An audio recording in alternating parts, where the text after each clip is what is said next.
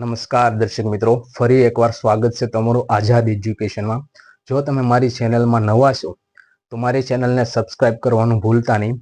હવે આપણે એક મુદ્દાની વાત કરવાની છે કે હાલમાં એવા સમાચાર મળી રહ્યા છે કે 2026 સુધીમાં પોલીસ ભરતીને લઈને મોટી અપડેટ છે કે 2026 સુધીમાં આવનારી જે ભરતી પ્રક્રિયા છે તે 14,000+ ઉમેદવારોની ભરતી છે એ પૂર્ણ થશે 2026 સુધીમાં.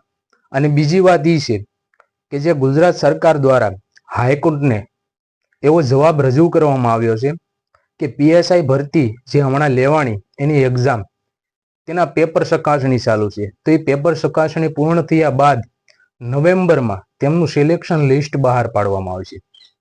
તો હાલમાં બધા ઉમેદવારોનો, ગુજરાતમાં મોટા ભાગના ઉમેદવારોનો એ પ્રશ્ન છે કે જે ભરતી લેવાઈ ગઈ છે, કે જેની દોડ લેવાઈ ગઈ, એક્ઝામ લેવાઈ ગઈ, એના પણ 3-4 મહિના થવા આવ્યા છે, છતાં ઉમેદવાર છે પોતાના રિઝલ્ટની રાહ જોઈ રહ્યો છે. ઘણા ઉમેદવાર ચિંતામાં છે કે આ વખતે વારો આવશે કે રહી જશે.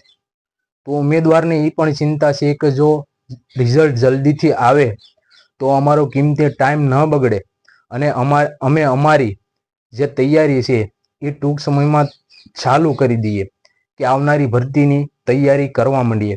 તો સરકારને એટલી વિનંતી છે કે રિઝલ્ટ બને તેટલું જલ્દીથી જલ્દી આવી જાય તો ઘણા બધા ઉમેદવારોના ઘરે દિવાળી ધામધૂમથી ઉજવાય.